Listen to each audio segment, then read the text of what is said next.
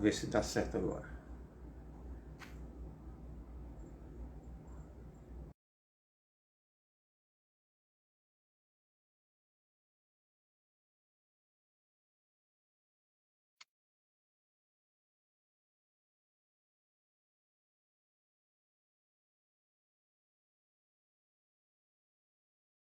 Estou mandando um convite novamente para você, José.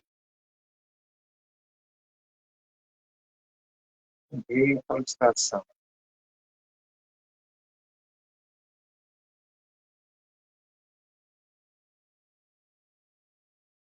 Eu enviei para você também.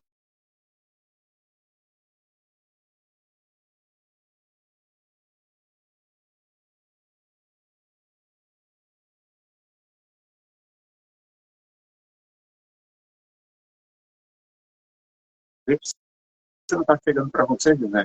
O convite, porque já enviei, você já enviou, já aceitei, mas não está entrando.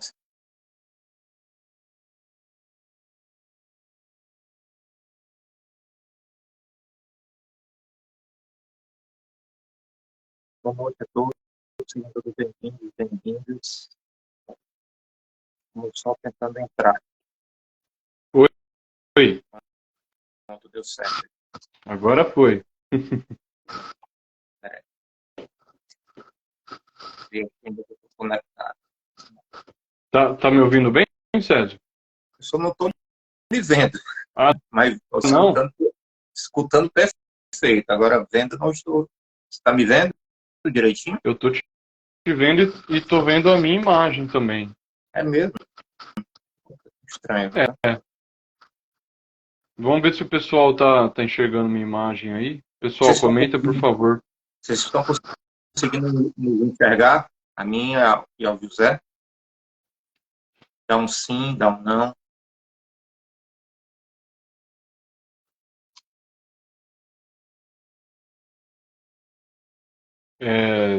Você tá me ouvindo, né? Só não tá enxergando. Exatamente. Comentaram aqui, vejo os dois. Então, pronto. Então, o problema aqui pode ser no meu. Mas o importante é que estão vendo os dois. Então, vamos lá, né? Vamos começar. Tudo bem, né, meu amigo? Tudo certo, tudo bem, graças a Deus, Sérgio. Fico feliz novamente em receber você aqui. Né? Nós vamos hoje conversar sobre um tema muito, muito importante, né, para a doutrina espírita, apesar que muitos espíritas ainda não se debruçaram sobre esse tema, não entendem mais ou menos o que seria realmente o controle universal dos fundamentos espíritas, qual a importância que isso tem para a doutrina espírita. O nosso bate-papo hoje vai ser sobre isso. Queria que, primeiramente, você cumprimentasse as pessoas que estão presentes, só lembrando que vai ficar gravado, então, nós tivemos poucas pessoas aqui, mas depois muitas pessoas vão assistir, né? Então, queria que você cumprimentasse o pessoal da sala. Bom, primeiro, boa noite, obrigado novamente aí pelo convite, Sérgio. É sempre muito bom a gente conversar sobre Allan Kardec, sobre o Espiritismo, né? Boa noite, pessoal, todo mundo que está assistindo. A gente fica muito feliz que as pessoas acompanham, gostam de acompanhar o seu canal, né? A sua página aqui no Instagram. E como você disse, mesmo que não tenha muita gente agora, fica gravado e as pessoas podem assistir depois. De fato, você tem um conteúdo excelente na sua página do Instagram, né? As pessoas podem investigar lá, aproveitar que tem muita gente boa falando sobre Allan Kardec. E isso é muito importante. E, assim, eu fico feliz porque você faz parte dessa gente boa, está aqui comigo.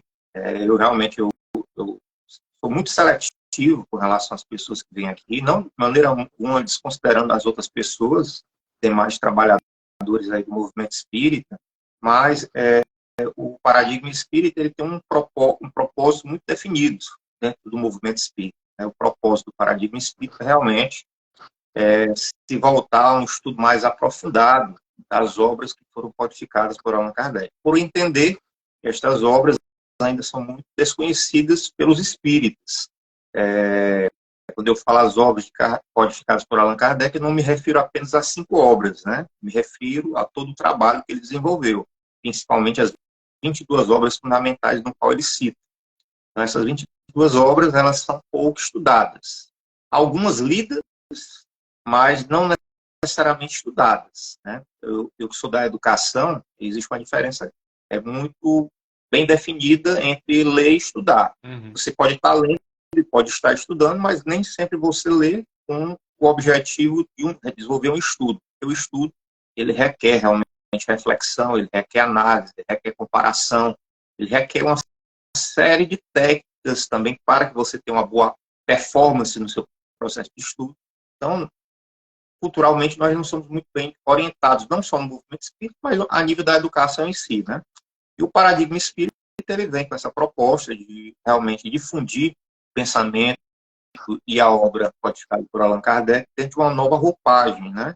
Uma roupagem realmente pedagógica, uma roupagem realmente dialógica, né?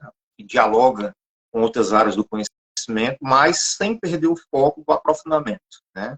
E aí, você, outras pessoas que eu respeito, que eu tenho respeito pela vocação de estudar, pela vocação realmente de querer mergulhar mais a fundo nessas obras, eu estou constantemente aqui convidando, né? Próximo mês, nós vamos ter o Carlos Sete Pastos comigo, vamos ter outras pessoas também.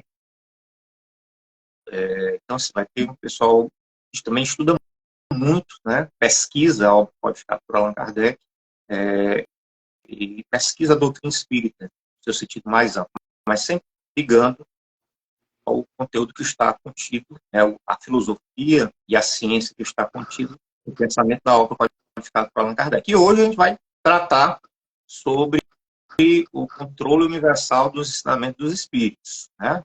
E é uma parte extremamente importante do trabalho de Kardec, né? Da forma como Kardec elaborou as obras. Eu queria que você falasse inicialmente o que seria esse controle universal do ensinamento dos espíritos, onde é que ele está localizado, que as pessoas possam estudá-lo, né? Eu queria que você começasse comentando um pouco sobre isso, né? Certo. Só antes de falar diretamente sobre ele, uma coisa importante que você comentou, Césio, sobre a diferença entre ler e estudar, né? Porque, por vezes, as pessoas elas leem o livro, leem até repetidas vezes, termina, lê de novo, mas, de fato, estudar é diferente. Você compreender, você se aprofundar, você fazer um esforço para tentar dominar aquele assunto, dominar aquela obra, né? Então, isso é um assunto até que eu estava conversando com alguns amigos espíritas essa semana, sobre como estudar o espiritismo, né? E eu acho que nós no movimento espírita, a gente peca um pouco nisso, sobre como explicar para as pessoas a maneira de estudar. Você está fazendo um esforço incrível exatamente nesse ponto, né? Que você traz até técnicas da própria pedagogia para poder ajudar as pessoas a compreenderem a obra de Kardec. Você está exatamente tocando nesse ponto, né? Exatamente. Mas eu acho que o movimento espírita no geral, a gente falta conversar mais sobre isso. Métodos de estudo. Como se deve estudar a obra de Kardec? Eu devo fazer uma primeira leitura e depois ler de novo? Ou na primeira leitura eu já faço um resumo, já vou anotando? Como é que a gente deveria guiar esse trabalho, né? Pois é, tipo assim, eu tive a sorte, né, de fazer um mestrado em educação e agora estou terminando um doutorado em educação. E dentro da área do processo, da área de aprendizagem, né, do campo da aprendizagem, existe um conhecimento científico que dialoga não só com a educação, mas dialoga com a psicologia, que dialoga com a filosofia, porque existe a psicologia da aprendizagem. Existe também a filosofia da aprendizagem, né? Tudo isso está entrelaçado, inclusive, com a educação, né?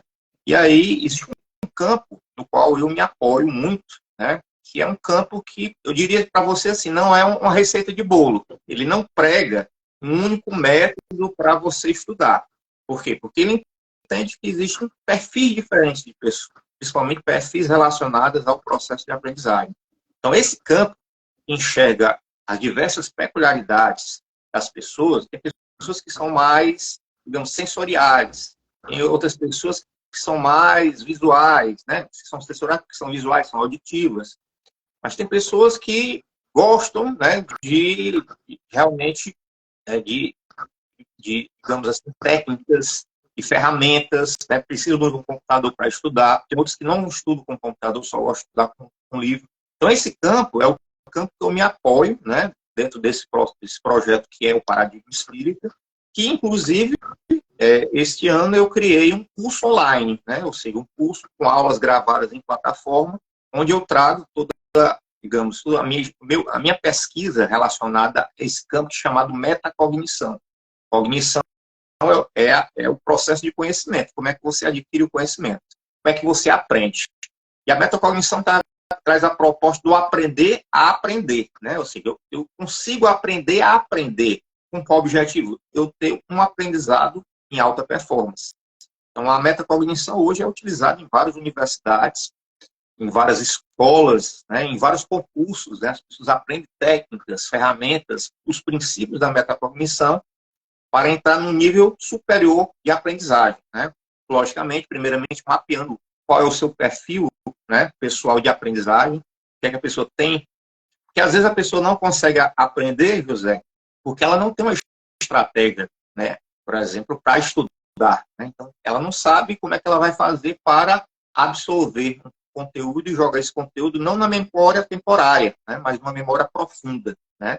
E aí, meu trabalho aqui no Paradigma Espírita, né, é no sentido de ajudar as pessoas realmente a melhor aprender a obra codificada por Allan Kardec através da metacognição, mas também o conhecimento sobre a obra. Né? Então, você só pode conhecer, só pode entrar no processo de ensino de algo quando você bem conhece esse algo. Né? Então, por isso que é importante estar sempre fazendo essas lives, trazendo pessoas como você que estão estudando, que estão conhecendo mais profundamente a obra, para que vocês divulguem, né? Nós divulguemos essas obras tão fundamentais para o Espiritismo, e eu utilizo a metacognição exatamente para levar as pessoas a ter, digamos assim, um caminho, né? Um caminho mais assertivo dentro do processo de estudo. Agora, isso realmente é desconhecido, né? Nas casas espíritas, eu realmente desconheço que isso é feito, porque a nível de educação brasileira, nós também não somos orientados a estudar geralmente dentro de forma global, né? Nós não somos orientados a estudar dentro das universidades, nós não somos leitores inteligentes, muitas vezes a gente não sabe ler direito, né? A gente lê de uma forma muito superficial, sem fazer conexões, sem fazer, digamos, entendimento, por exemplo, de um argumento, né, de uma estrutura de argumento que está dentro, por exemplo, da obra codificada por Kardec. Se você for estudar, geralmente ele faz uma afirmação ou ele refuta uma ideia, ele traz uma justificativa e traz uma conclusão. Então, tem uma estrutura de argumento dentro da obra dele. Ele codifica. Mas, por você não conhecer isso, você lê de uma forma en passant, né? Então, o curso que eu ministro, né, que vocês aí estiverem interessados em conhecer, está lá no link da bio, eu ensino tudo isso, eu trago todos esses ensinamentos para que você possa estudar melhor. Mas aí, eu peguei a fala aqui do José, né, para falar do curso, mas eu queria que você realmente, José, falasse aí, falei para nós, onde é que a gente encontra esse controle universal dos ensinamentos dos espíritos, porque é que você considera ele realmente importante, né, para o estudante espírita. Falei para a gente.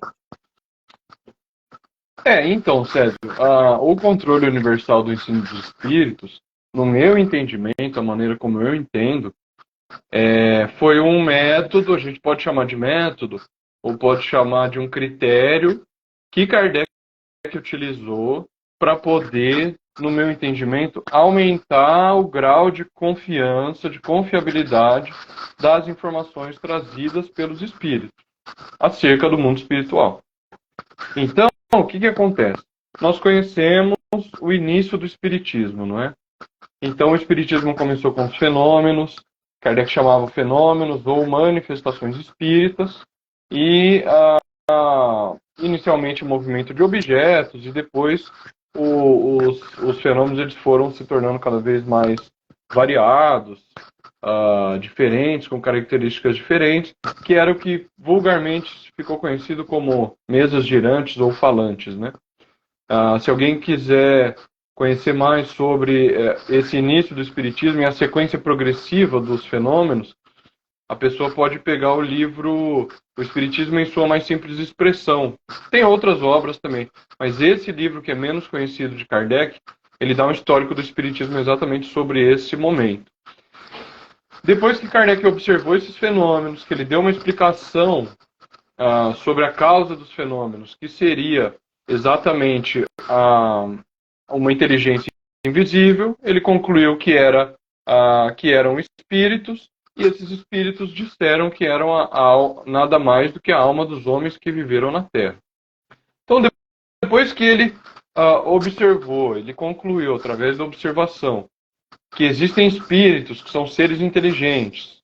Esses espíritos, eles habitam algum lugar, eles não estão no nada. Eles habitam o mundo espiritual. E ele observou que ele tem um instrumento para investigar esses espíritos, que é a mediunidade. Ele observou que é possível a comunicação com esses espíritos, que essa é uma coisa importante também. A partir deste momento, você precisa criar algum critério para poder avaliar se essas informações que estão sendo trazidas pelos espíritos, elas são verdadeiras ou não. Porque o mundo espiritual é um mundo invisível ao qual nós não temos acesso diretamente.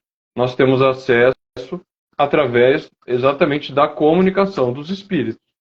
Então, os pontos em que os espíritos precisavam comunicar através de relatos, seja pela via escrita, seja pela via oral dos médiuns, nesses pontos Kardec precisou criar esse critério para avaliar essas informações. Lembrando, isso aqui é importante distinguir, lembrando que nem tudo Kardec conheceu, nem todos os princípios da doutrina espírita, eles foram definidos meramente pela comunicação dos espíritos sobre o mundo espiritual. Kardec deixa muito claro, e na Gênese ele faz uma afirmação muito forte, que é a seguinte: todos os princípios do espiritismo foram demonstrados pela experiência, pela observação de fatos, pelas ações e pelas palavras dos espíritos. Então não é apenas o espírito falando sobre o mundo espiritual. As ações do espírito, Kardec observou. Então, o exemplo clássico que ele dá na Gênese dos espíritos que não se percebiam como mortos. O espírito está falando ali através do médium. Olha, eu não estou morto, o que está acontecendo? Ele demonstra aquela confusão. Então, isso é um fato observado, experimentado, certo? Então, é preciso a gente lembrar também que tem essa observação dos fatos, os próprios espíritos passando por essas diversas experiências de Kardec podendo observá-los. Mas nos pontos em que os espíritos iriam relatar como funciona o mundo espiritual, você precisaria desse critério. E esse critério Kardec chamou de controle universal do ensino dos espíritos, que ele definiu, sobretudo, na introdução da obra O Evangelho segundo o Espiritismo. Então, se não me engano, lá no item 2 ou 3 do Evangelho segundo o Espiritismo, da introdução, ele vai definir que o controle universal do ensino dos espíritos, ele tem alguns critérios, algumas regras, para você poder avaliar essas informações dos espíritos. Primeiro critério, o bom senso, que é a lógica e a razão. Então, isso é muito importante. A gente precisa lembrar no movimento espírita que, para construir uma ciência séria, sólida, como é o espiritismo, nós não podemos prescindir da razão e da lógica.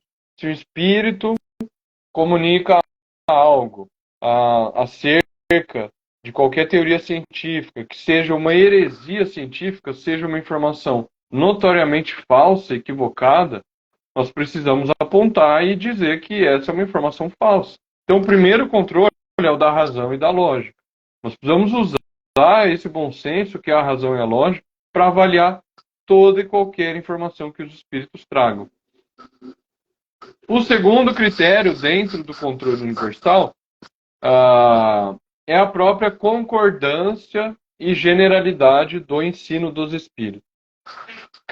Kardec sempre vai insistir nesse ponto. Em outras obras ele vai tratar desse assunto novamente, e é interessante porque geralmente ele trata no prefácio, na introdução das obras.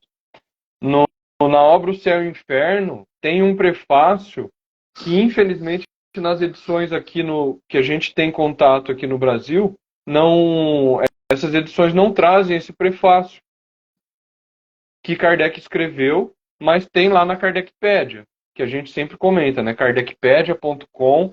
Se as pessoas forem acessar a parte de estudo, acessa a obra O Céu e o Inferno, está lá o prefácio. Nesse prefácio, Kardec vai tratar novamente do controle universal do ensino dos espíritos. Depois, na introdução da Gênese, Kardec vai tratar novamente do controle universal do ensino dos espíritos. E ele vai falar que o que garante essa confiabilidade das informações, e aí voltando lá para a introdução do Evangelho segundo o Espiritismo, é o ensino geral dos espíritos e concordante. Então, como a gente sabe, o Espiritismo ele não é a revelação através de uma pessoa. O Espiritismo ele é uma revelação, e Kardec vai explicar isso muito bem no capítulo número 1, Caráter da Revelação Espírita, da obra Gênese. Ele veio de diversos pontos do globo ao mesmo tempo.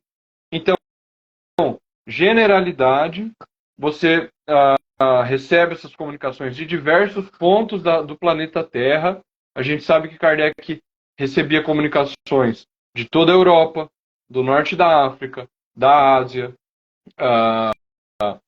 das Américas também. Os próprios fenômenos espíritas, Kardec vai dizer, eles se iniciaram com as chamadas Irmãs Fox, né, os fenômenos lá de Hydesville, nos Estados Unidos. Então, ele recebia essas comunicações de todas as partes do mundo.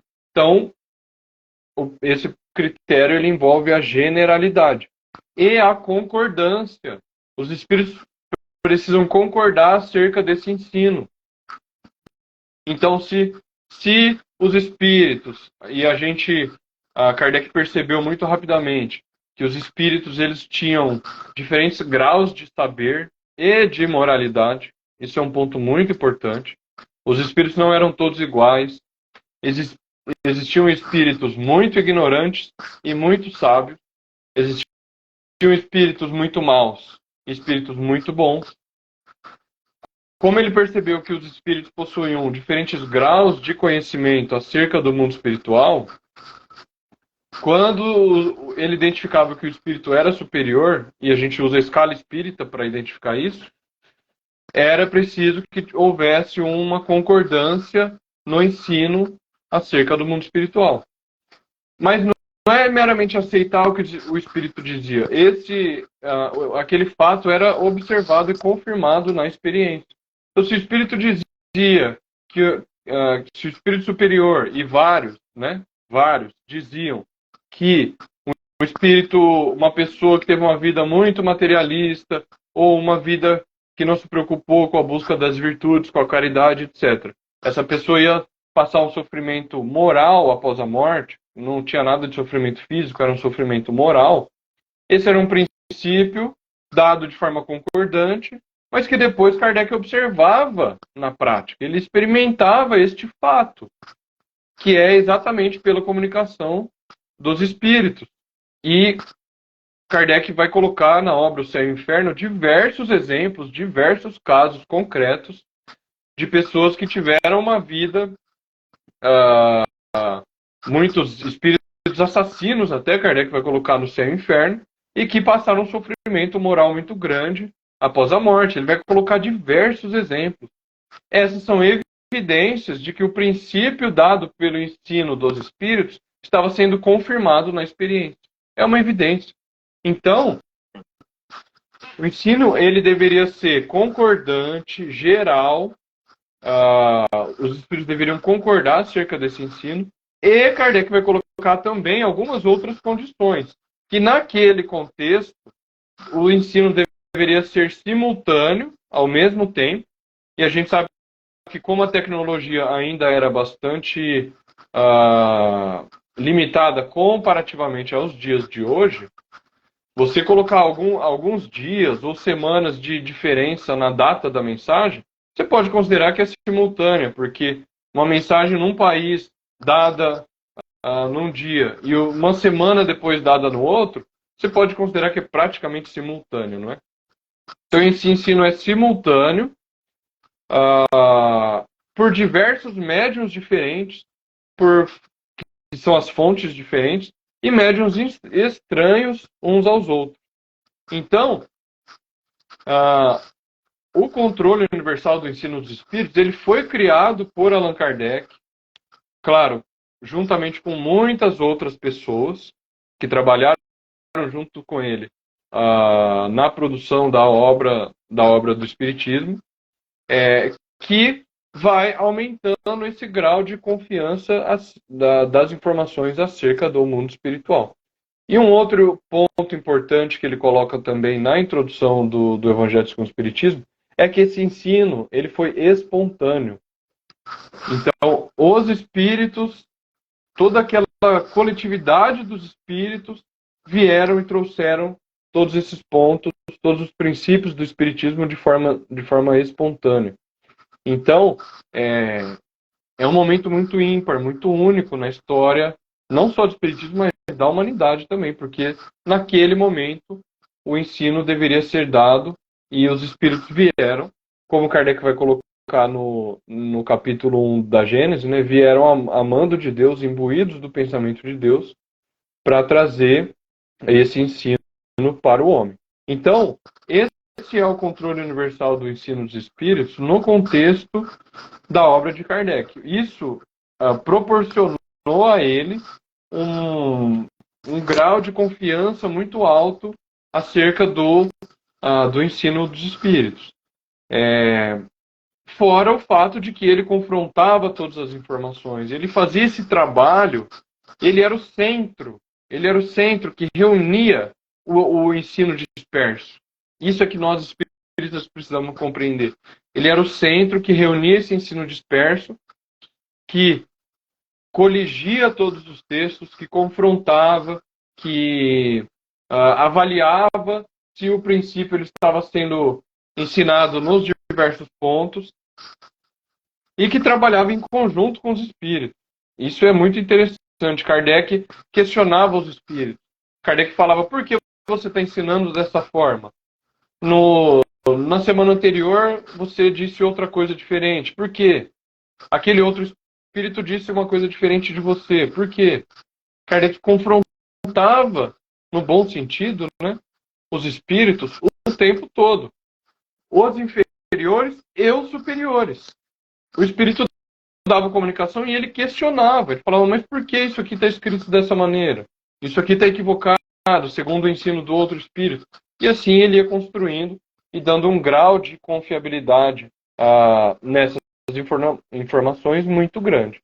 Então, eu considero que a gente compreender esse controle do ensino dos espíritos é importantíssimo e, por vezes, nós, no movimento espírita, não damos a devida atenção a esse ponto. E aí a gente pode conversar, né, mais adiante, como que a gente deveria utilizar esse controle hoje. Será que nós deveríamos reproduzi-lo, tentar reproduzi-lo? Ou será que esse trabalho que foi feito por Kardec basta? E aí a gente deve pegar as outras obras e confrontar com a obra de Kardec? Como é que a gente deveria entender ele no nosso uso hoje, né? Com as obras mediúnicas de autores espirituais que existem aos milhares. A gente sabe muito bem que o mercado de livro espírita ele é muito grande, muito vasto, e as publicações não param, né? Então, como a gente deveria encarar essas novas publicações? Esse é um outro tema importante para a gente refletir. Muito bom. O que eu gostaria de frisar, o que você colocou aí, né? É que, assim, hoje existem pessoas que colocam, até entendem, até sabem da existência do controle universal dos ensinamentos espíritas, né? Até consegue perceber a existência desses dois critérios. Um critério que trabalha a racionalidade, né? E outro critério que trabalha a universalidade. O critério que trabalha a racionalidade é exatamente um confronto de ideias apresentado pelos espíritos, onde você vê realmente a lógica, né, o rigor lógico dessas informações e a aplicabilidade lógica na prática com relação. Será que essa afirmativa do espírito corresponde ao fato, né? Então, isso é o critério da racionalidade. E existe também o critério da universalidade que você colocou aí, que é o critério que os espíritos se manifestam em vários locais ao mesmo tempo, né? E aí, nesse critério, às vezes a gente percebe que tem alguns irmãos nossos da doutrina espírita que não entenderam muito bem, né? Aquilo que você citou aí, e que Kardec cita, que é a espontaneidade, né? Ou seja, a mensagem que vem pelos espíritos, que se manifesta através da mediunidade, ela tem que ser de forma espontânea, não é provocada, né? Uma coisa é provocada, outra coisa é espontânea. Provocar é eu fazer uma reunião mediúnica para que o espírito se manifeste e eu faça a pergunta a ele, né? Então, isso é uma coisa provocada, né? A espontaneidade não. A espontaneidade é você estar numa reunião e de repente vem um espírito que fala sobre um conteúdo que já foi manifesto em outro canto, né? E aí, mesmo com a espontaneidade, vem o rigor lógico, né? Vem o rigor realmente onde você vai cruzar as informações. Então, observe, né, a grandiosidade de Allan Kardec. Realmente, Kardec era um espírito realmente com um olhar bastante ampliado, né, com uma clareza muito grande, né? Ele entendia as limitações da sua época com relação ao método científico, né? Aí, a gente está vivendo aí meados do século XIX, né?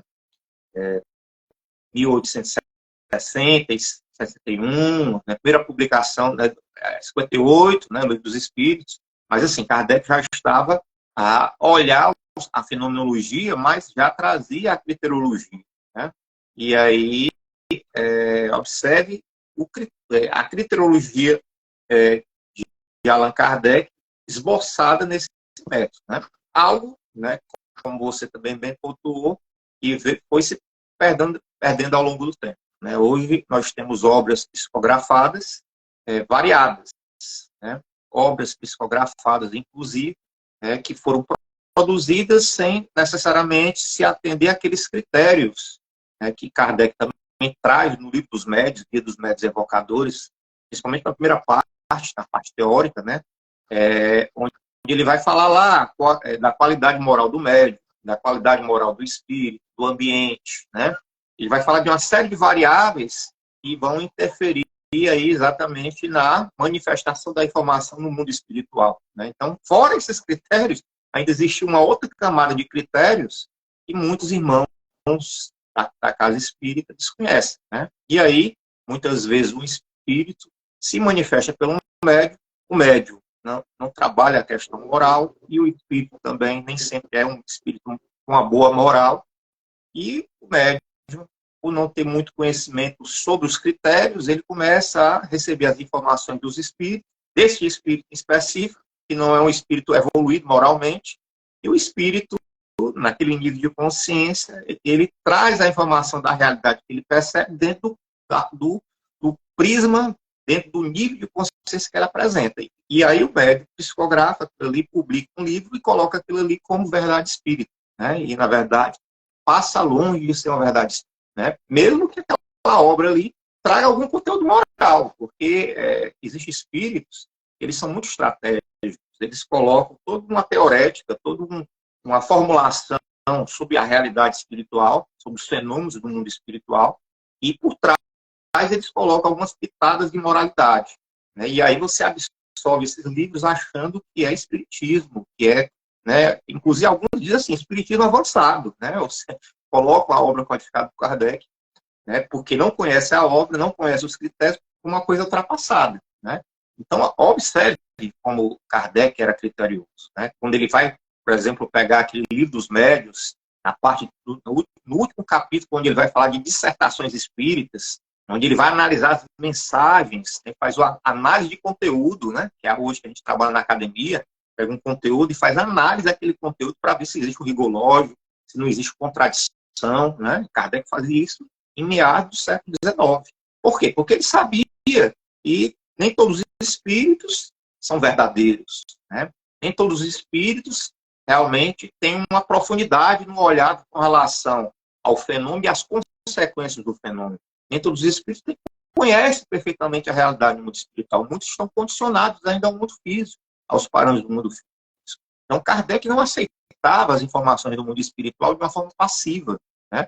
Daí ele traz essa criteriologia, não só esses dois grandes critérios, né?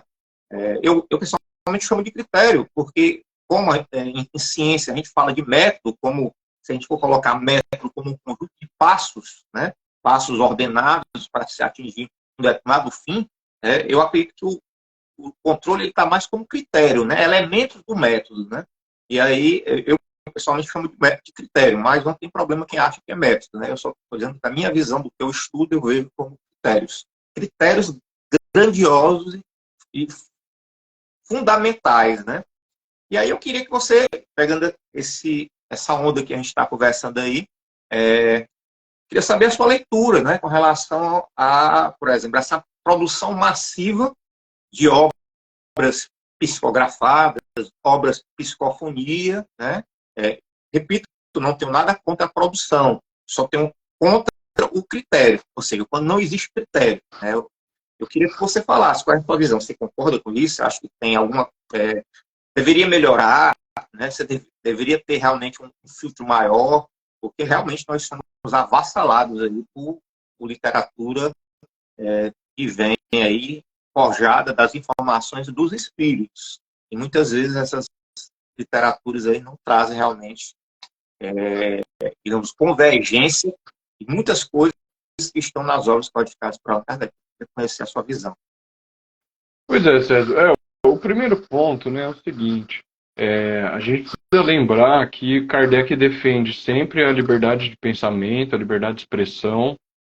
As pessoas elas podem publicar o que elas quiserem, segundo esse princípio da liberdade, né? O que nós não podemos é perder o rigor, perder o critério na hora de nós estudarmos a obra. Então, não haveria nenhum problema se o espírita, ele estudasse a obra de Kardec com seriedade, compreendesse todos aqueles princípios, compreendesse a importância desse controle universal, e depois ele vai ler as obras, qualquer obra mediúnica, sem problema nenhum.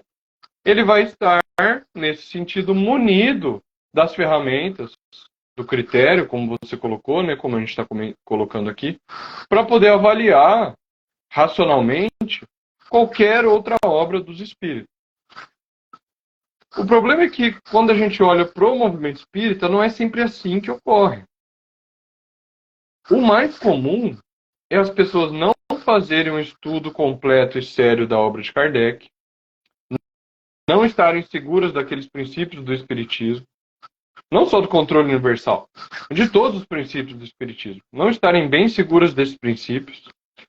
As pessoas vão, muitos começam na casa espírita lendo outras obras, de autores do século XX, por exemplo. E as pessoas acabam, esse que é o grande erro que eu mesmo já cometi. Eu estava conversando com o pessoal esses dias, cada um contando a sua história no Espiritismo, né? Como é que começou e tal. Eu passei, atualmente, né, eu estou com 34 anos de doutrina espírita. Estou com 49 anos já. 34 anos de doutrina espírita. Eu passei meus 17 anos,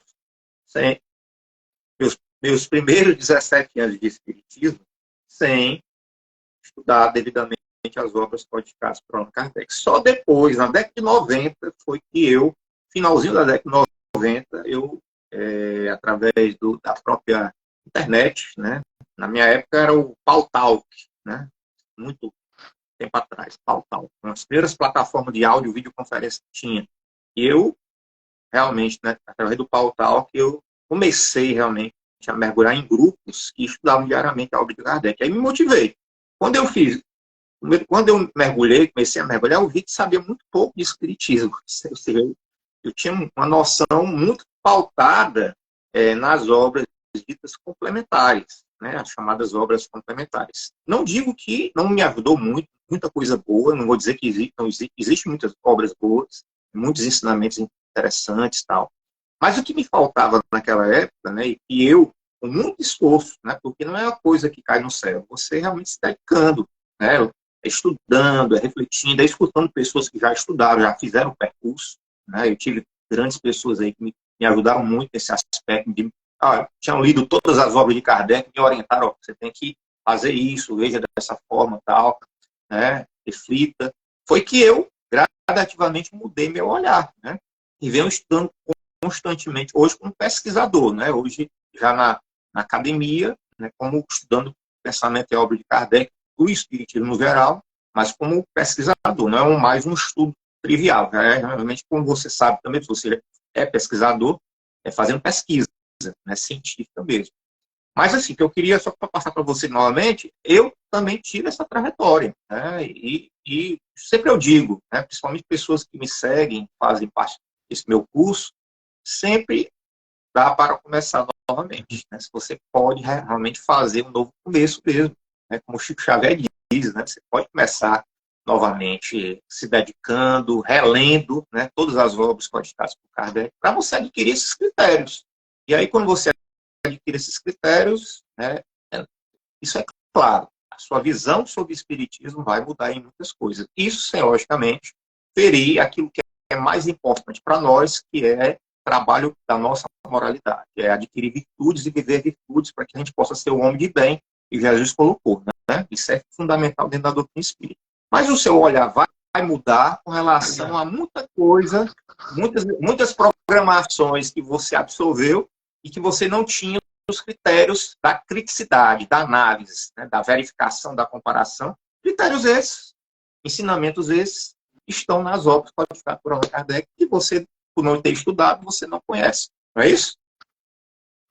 Exatamente, Sérgio. Nós espíritas, a gente tem uma trajetória similar, né? Então a gente começa na casa espírita, existem certos espíritos que são, vamos dizer assim, endeusados, colocados num pedestal, e a gente acaba encarando a obra desses espíritos como a verdade absoluta. E a gente lê ou ouve palestras e aceita como verdade automaticamente tudo que esses espíritos dizem. Esse é o erro. O erro não é ler essas obras, não há problema nenhum em ler obras que não sejam... Exatamente. Exatamente. Não há problema nenhum em ler as obras que não sejam de Kardec, que sejam de outros autores espíritas. A pessoa, ela vai aprender, ela vai enriquecer o conteúdo dela, ela vai... Na minha visão, se a gente lê os autores espirituais do século XX, Kardec cresce aos nossos olhos, porque a gente vê como Kardec é um autor simples, claro, profundo, que não usa de vocabulário rebuscado. Que não Deixa eu pegar uma coisa que você falou aí, né, que acho importante. Se nós, espíritas, nós estudássemos, por exemplo, o último livro que Kardec publicou foi Catálogo Racional para se fundar uma Biblioteca Espírita, ali é um exemplo claro, e Kardec coloca a importância de nós estudarmos tudo, né? Não só aquilo que é mais afim, semelhante, mais parecido com o Espiritismo, as diversas doutrinas espiritualistas, tem muitas coisas semelhantes, né, com o Espiritismo, não igual, mas muita coisa semelhante, isso é positivo. Kardec coloca isso na obra lá, você tem lá uma parte onde tem os ensinamentos que são semelhantes ao Espiritismo, mas tem diferença também. Mas ele pede também para que o espírita estude obras dos contraditores, né? Ou seja, obras de materialistas, né? Obras de pessoas que tinham uma visão, que eram críticos, que eram céticos. Então, nós espíritas, nós temos que estudar de tudo. Mas só nós vamos saber separar o tudo do espiritismo no momento que a gente conhecer o espiritismo, no momento que a gente conhecer as obras fundamentais do espiritismo. Não é isso? Exatamente. No catálogo racional, inclusive, agora que você comentou, Kardec vai sugerir o estudo da obra do Rusteng, que era o espírita que depois rompeu, acabou publicando as suas obras paralelamente e que defendia princípios que não eram espíritas. Por exemplo, a teoria do corpo fluídico de Jesus, que Kardec vai combater essa teoria na obra Gênesis. E Kardec recomenda a leitura dele. Então, numa ciência, você deve ler uma teoria científica e as teorias contrárias a ela, não há problema nenhum. O problema é que a gente criou uma cultura no movimento espírita de nivelar todas as obras igualmente. As pessoas conseguem conciliar as obras de Kardec e a dos outros espíritos, de Emmanuel, André Luiz, Humberto de Campos. E as pessoas não percebem que existem erros na obra desses autores. E que não há problema nenhum em errar. Eu sou espírito imperfeito. Eu já falei muitas coisas erradas. Quando a gente está estudando, quando a gente está avaliando alguma questão, algum assunto, a gente pode falar coisas erradas e coisas certas. A gente pode falar coisas que são verdadeiras e coisas falsas. Isso faz parte do trabalho do intelecto. A gente erra. Todos os filósofos, ao longo da história, perceberam isso. A gente vai emitir juízo sobre as coisas, por vezes nós erramos. O problema é que a gente criou uma cultura no movimento espírita de blindar esses espíritos da crítica e considerar que eles nunca erram. Então, por exemplo, existem obras do André Luiz sobre mediunidade que ele afirma que o perispírito tem órgão. Cérebro perispirítico, por exemplo. Isso é um erro muito claro, segundo a obra de Kardec. Os espíritos vão afirmar categoricamente no texto Sensações dos Espíritos que o perispírito não possui órgão. E esse foi um princípio estabelecido pela ciência espírita. Não é a opinião de um espírito. A convergência e a concordância. Exatamente. Né? Foi um espírito.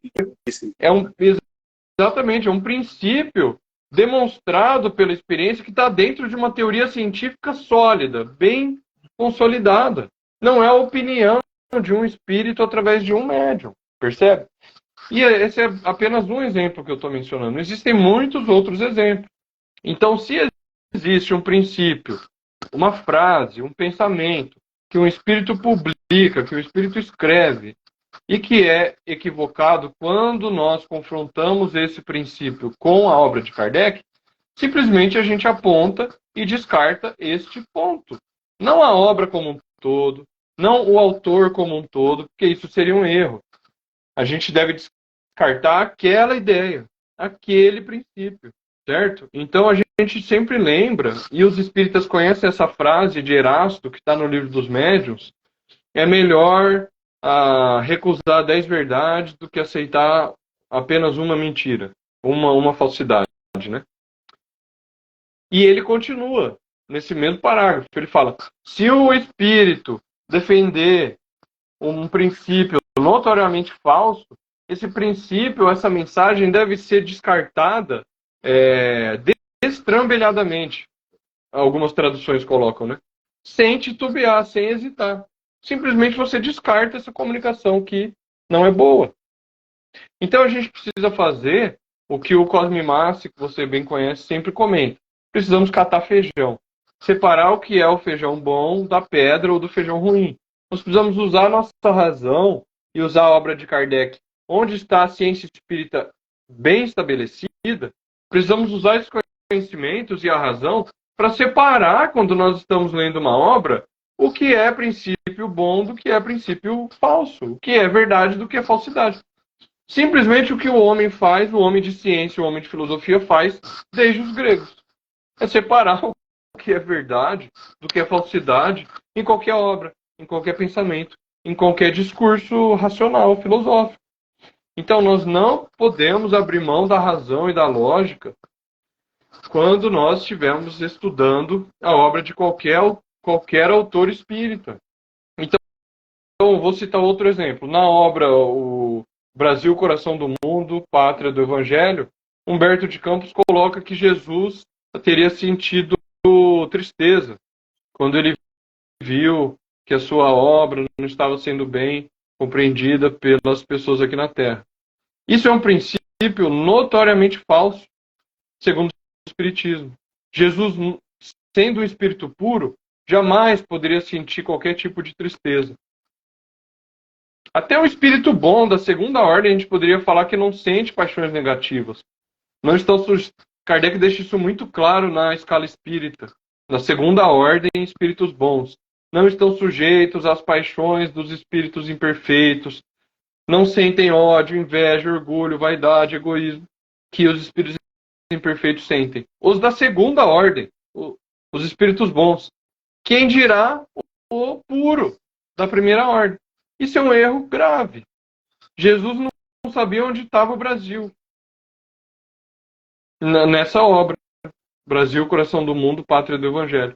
Como é que pode o Espírito puro, que é o governante espiritual do planeta Terra, e que Kardec já tinha colocado isso, lá no século XIX, o Espírito que atingiu o grau máximo de perfeição que a criatura pode atingir, que detém a soma de todos os conhecimentos possíveis que a criatura pode atingir, como é que ele não saberia onde está o Brasil?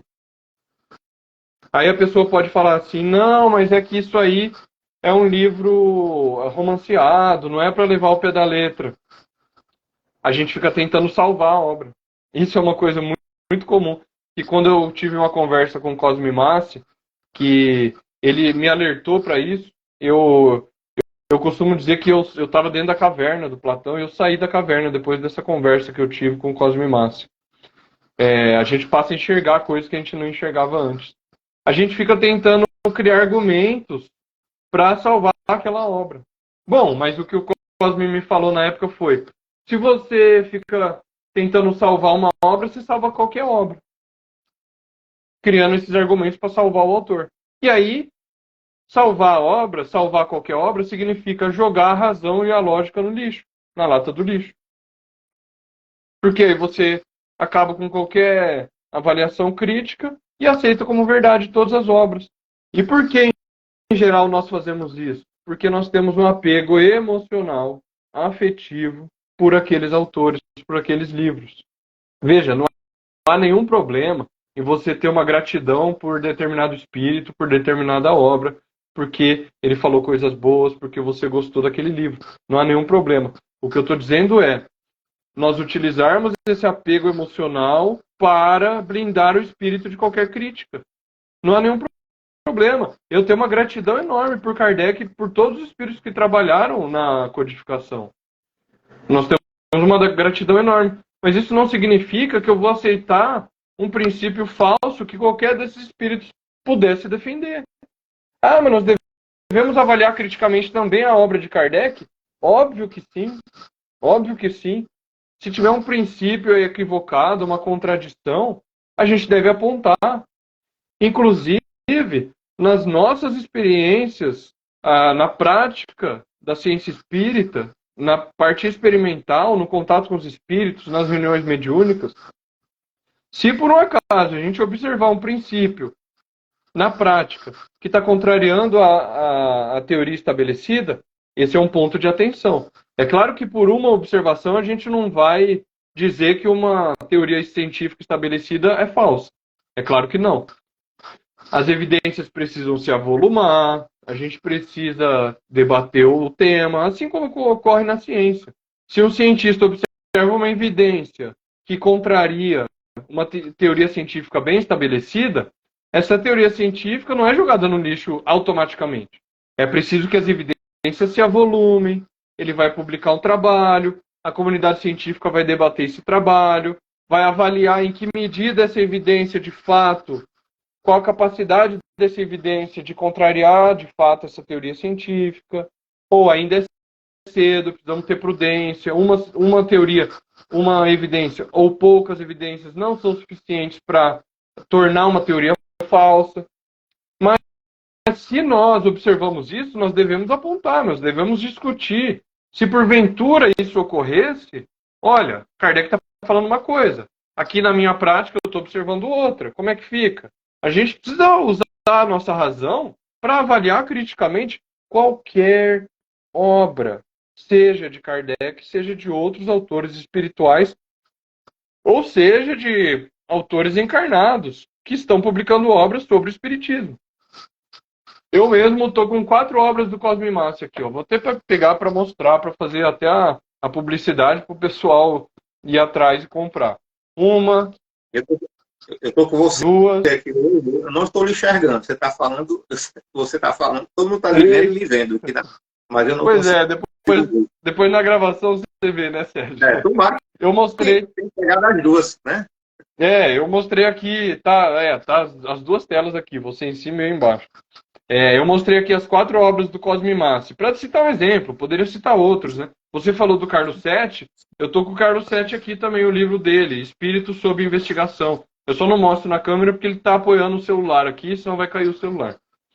Mas nós precisamos avaliar criticamente qualquer obra e apontar erros, se porventura a gente observar.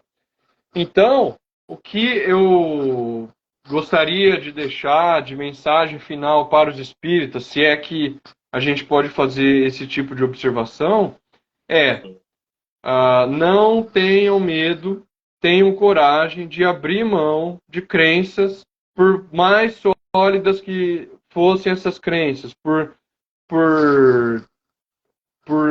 mais longo que seja o tempo que a pessoa passou no movimento espírita, assumindo certas crenças como verdadeiras, não tenham medo de revisar essas crenças, de estudar novamente a obra de Kardec e perceber que algumas das nossas crenças eram falsas. Isso faz parte do ser humano.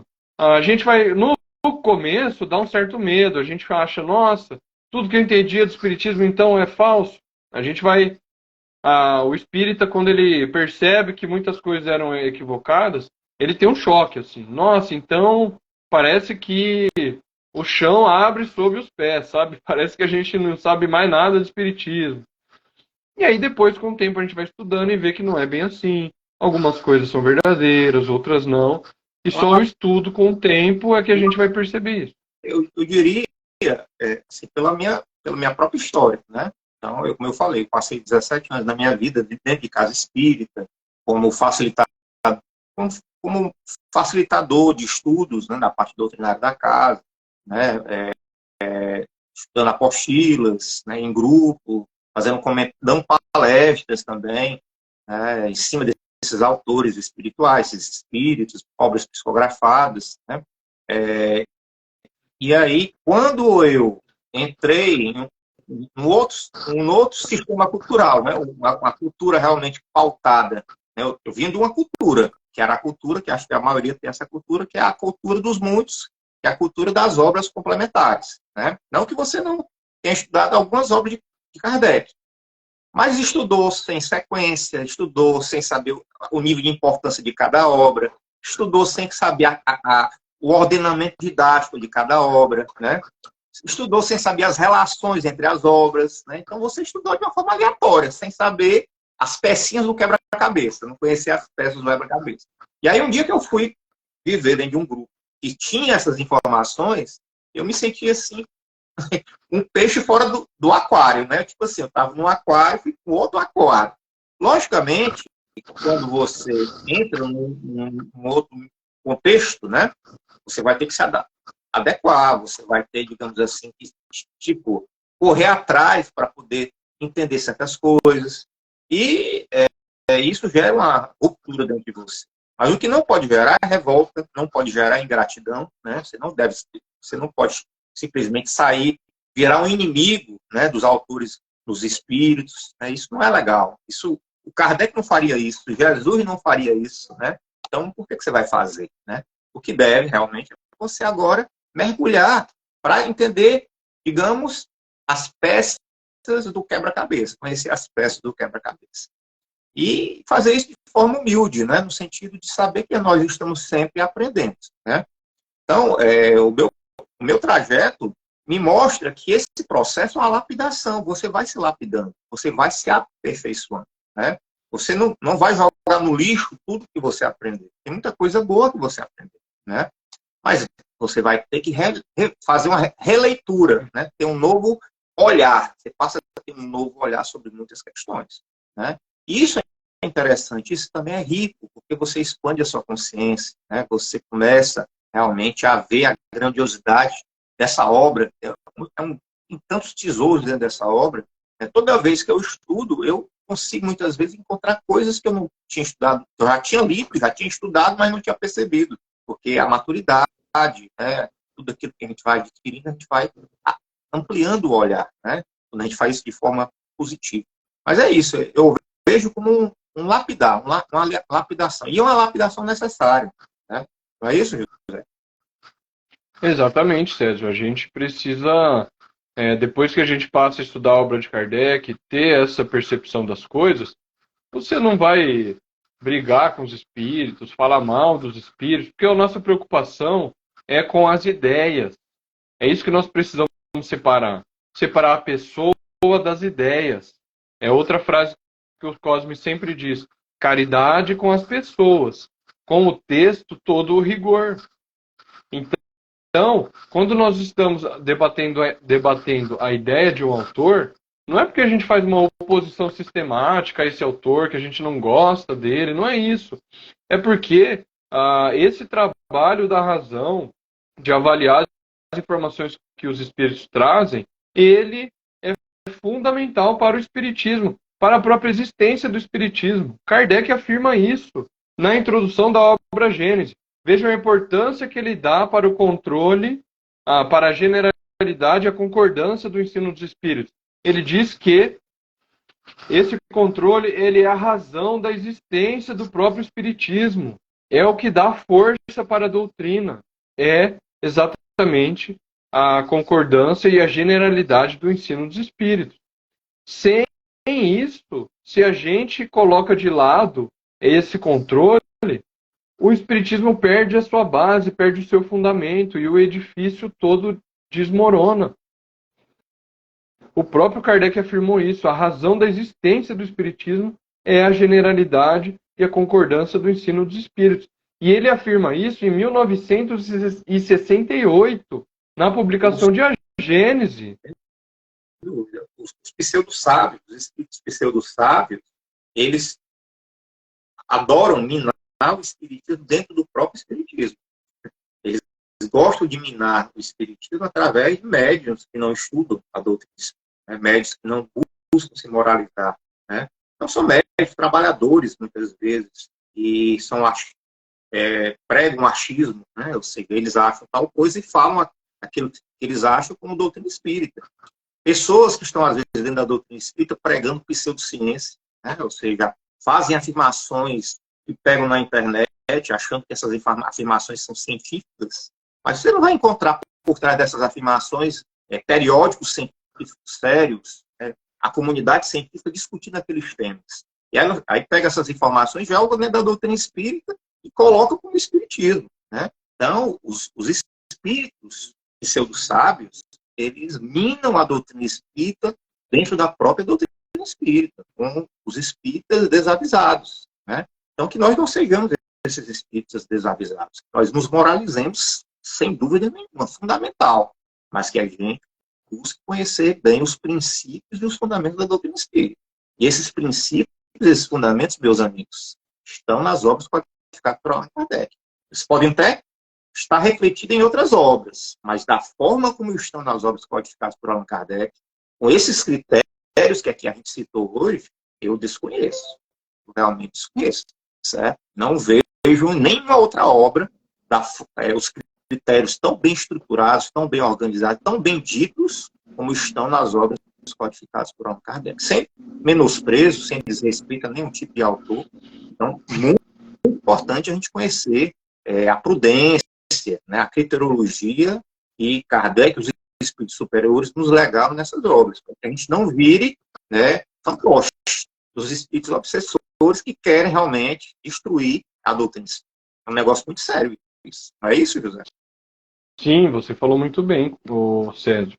Isso, sem dúvida nenhuma, pode ocorrer e a gente precisa estar muito atento a isso. Então, como eu estava comentando, em 1968, Kardec afirma isso. Passados mais de 10 anos da doutrina espírita, ele diz que o controle universal é a razão de ser, é a razão da própria existência da doutrina espírita. Então veja que, ao longo de mais de 10 anos, ele percebeu que esse princípio, de fato, ele deveria ser utilizado, deveria ser respeitado, e que, sem isso, o espiritismo ele perderia muito.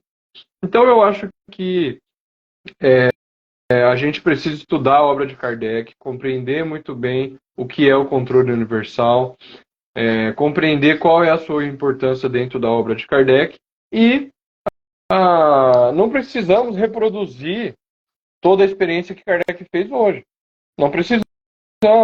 A gente simplesmente pega uma obra, estuda essa obra e confronta os princípios dessa obra com a obra de Kardec para avaliar se essa obra ela está correta ou não do ponto de vista espírita.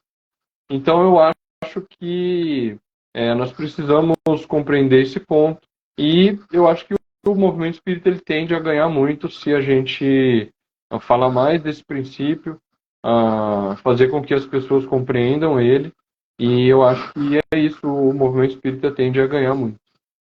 Com certeza. E eu queria deixar claro para as pessoas que nos assistem que essa posição, né, que nós estamos aqui comentar, a minha e do Zé, de maneira alguma, o objetivo é ser um radicalismo kardeciano, né? Nada disso.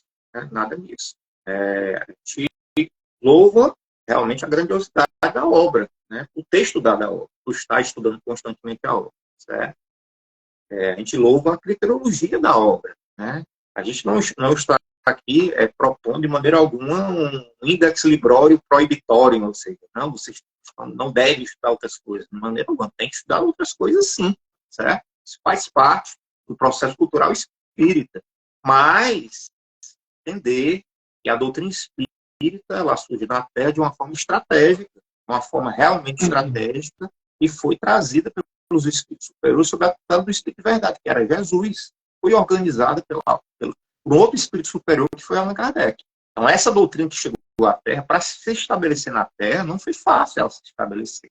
Então, se ela não fosse colocada de uma forma muito bem organizada, muito bem estruturada, com princípios, fundamentos muito bem definidos, muito bem claros, com critérios para se analisar a mensagem do mundo que vem do mundo espiritual. Se isso não tivesse acontecido, o espiritismo não tinha chegado aonde nós chegamos, certo? Mesmo com os desacertos, muitos desacertos, né, que foram gerados por pessoas que não estudaram esse conteúdo, não olharam para isso com mais atenção.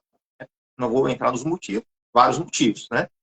Mas é entender que a obra codificada por Kardec é diferenciada, é uma obra diferenciada. Precisa ser mais estudada pelos espíritos.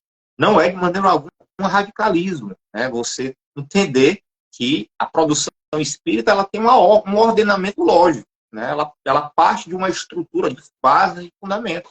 Isso não é radicalismo, isso é bom senso, é lógica, é entender, né? Se você quer estudar matemática avançada, se você não conhecer matemática básica, você não consegue estudar matemática avançada. Se você quer estudar mecânica quântica, né, sem ter conhecimento de física clássica, né, você não consegue estudar mecânica quântica. Se você não tiver a noção básica de mecânica clássica, de termodinâmica, de óptica e etc., alguns campos da física, fica difícil você estudar física moderna, não só a mecânica quântica, a física relativística também. Né? Se você não tiver um bom conhecimento de fisiologia, não dá para você se aperfeiçoar em neurofisiologia. Né? Você tem que ter um conhecimento, tem que ter uma base, entendeu? Então fica difícil você querer colocar que você conhece muito espiritismo sem ter conhecido as obras fundamentais do espiritismo. Você não fica, você fica com a base capenga. Isso é um processo, é um estudo constante, é uma reflexão constante. Né? Olhar realmente se os fatos correspondem aos dados, né? Se os fatos correspondem à teoria. Na obra codificada por Kardec está claro isso. A teoria precede, né, a prática. A teoria precede a prática na doutrina espírita. Não é a prática precede a teoria. Né? Você pode fazer práticas e virar um ativista alienado. Né? Você começa a praticar coisas, pratica, mas não tem o entendimento do que está por trás da prática. As consequências que estão por trás da teoria. Então, queria trazer essa reflexão para vocês. Não é um ortodoxismo, o paradigma espírita não prega esse ortodoxismo, esse kardecismo, né, que essa palavra eu nem gosto, porque não existe, né, da obra de Kardec, né, codificada por ele, esse kardecismo radical, joga tudo fora, só presta Kardec. Não é isso, né, não é essa a ideia. A ideia é, você estuda tudo, mas se reporta sempre à obra fundamental, porque ela tem uma organização diferenciada, ela foi elaborada de uma forma diferenciada, com critérios muito bem definidos. E hoje aqui, nós estudamos dois grandes critérios, né, da obra codificada por Kardec, através aí da contribuição do meu amigo José. E eu queria que ele fizesse as suas considerações finais, e lhe agradeço, foi maravilhoso, acho que você, como sempre, traz contribuições maravilhosas aqui para o grupo. Sérgio, obrigado, eu concordo com você. Eu acho que a gente não é como você falou, não é nenhuma oposição sistemática a esse espírito de forma alguma. Mas a gente precisa ter o critério para poder estudar uma ciência e compreender bem uma ciência como é o Espiritismo, né? Então eu queria agradecer de novo o convite, muito obrigado, sempre bom conversar com você sobre o Espiritismo, sobre Allan Kardec. Fazer um apelo aí às pessoas que estudem Kardec, que estudem Espiritismo, se dediquem, dá trabalho, não é fácil, a gente não pode se iludir de que estudar é tranquilo. Não, Kardec tem 22, 23 obras. Vai dar trabalho, vai exigir tempo, vai exigir dedicação, mas é um trabalho que vale a pena, porque ele diz respeito ao nosso futuro após a morte.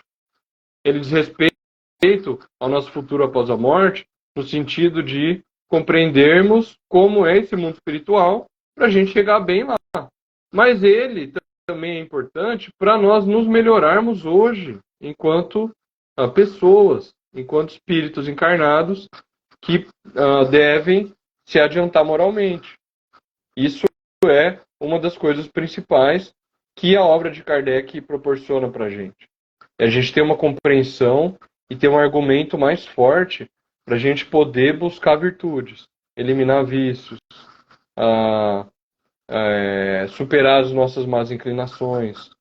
Então, a obra de Kardec é importantíssima que a gente compreenda ela, para a gente poder praticar aqueles princípios e também conhecer o mundo espiritual, porque é uma viagem que todos nós vamos fazer, né? Como diz o Cosme também. Todo mundo está com a passagem comprada, só que sem a hora marcada ali, né? O dia e a hora estão apagados, a gente não consegue ver. Mas a passagem está comprada e ela é pessoal e intransferível. Se nós vamos fazer essa viagem, todo mundo vai morrer e vai chegar no mundo espiritual. É muito racional que a gente conheça esse mundo espiritual. E a melhor maneira de conhecer o mundo espiritual é estudando a obra de Kardec. Então eu queria agradecer. E eu queria aproveitar, César, para fazer uma divulgação de um estudo que a gente vai começar. Posso fazer? Claro. Nós vamos estudar essa obra que eu mencionei no começo, que é o Espiritismo em sua mais simples expressão. Esse, na verdade, não chega a constituir nenhum livro de Kardec, né? É um opúsculo que ele chama, que é um escrito mais curto, mais breve, que tem cerca de 30 páginas, entre 30 e 40 páginas, que nós vamos estudar essa obra. Eu, o Michel Macedo, que é da página Kardec Tube, o Michel, que é lá do Rio Grande do Sul, e o Eric Pacheco, que você conhece, né, que é da página Espiritismo em Kardec. Esse estudo vai ocorrer uma vez por mês, toda primeira quarta-feira do mês, às 8 horas, horário de Brasília, 20 horas. E nós vamos utilizar o método simples que Kardec recomenda, né, que é da conversação. Nós vamos ler o texto, vai ser transmitido no YouTube. Nós vamos usar a Kardecpédia para ler o texto e comentar, falar sobre ele, o que nós entendemos. Então vai ser um estudo uma vez por mês, em princípio. Nós vamos começar na próxima quarta-feira, toda a primeira quarta-feira do mês, às 20 horas, no canal do Eric, Espiritismo em Kardec, canal do YouTube Espiritismo em Kardec. Mas nós vamos retransmitir também para o meu canal e para o canal do Michel. Então, se alguém quiser ir lá se inscrever no meu canal, tem o meu nome completo, né? José Fernando Toledo Paniago. É só se inscrever lá no canal do YouTube e a pessoa vai receber a notificação sempre que a live for iniciada. Então, fica aí o convite. E obrigado, Sérgio, mais uma vez aí pela nossa conversa. Excelente, meu amigo. E eu queria já lhe convidar para você fazer depois uma live falando desse livro aqui, né? Nós estamos agora fazendo uma série de lives sobre cada obra codificada por Kardec. Eu queria já lhe convidar aí, você colocar aí, vamos ver se a gente faz isso de repente aí em outubro, né? Uma live sobre o livro Espiritismo, a sua mais simples expressão, que é uma obra que eu pessoalmente considero importantíssima, certo? E no curso que eu ministro, eu oriento, inclusive, essa obra vai ser uma das primeiras a ser estudadas, inclusive anteriormente, para estudar o livro que é Espiritismo, né? É uma dica que eu dou. Mas eu queria que depois você pensasse em fazer essa live e apresentando a obra, né? Acho que seria legal, tá bom? Muito bom, vamos conversar conversar sim, com certeza. Depois que eu estudá-la novamente, que eu relê-la, aí a gente volta a conversar. E eu fiquei interessado no seu curso, César. A gente precisa conversar para ver os dias e horários, aí ver se eu consigo fazer seu curso. Bacana, meu amigo. Grande abraço, viu? E agradeço muito a sua contribuição, foi muito boa. Pessoal, então, assim, queria agradecer a todos vocês, né? Agradecer em especial ao José. E vamos fazer uma prece para encerrar, né? Já que também isso aqui é um trabalho espiritual. Vamos fechar nossos olhos, trazer a imagem do nosso Mestre Jesus, pedindo a Ele e aos benfeitores espirituais que nos acompanham, que nos guiam, que nos inspiram, em especial nosso anjo guardião, que possa cada vez mais nos estimular na prática do bem, na prática da caridade, na prática em torno do estudo doutrinário, estudo das obras codificadas por Allan Kardec. Pedimos a Ti, Jesus, obrigado. Obrigado a todos vocês, a participação também. Que assim seja, graças a Deus. Grande abraço, pessoal. Vai ficar gravando, certo? Boa noite, um ótimo final de semana a todos vocês. Um abraço, até mais. Até a próxima.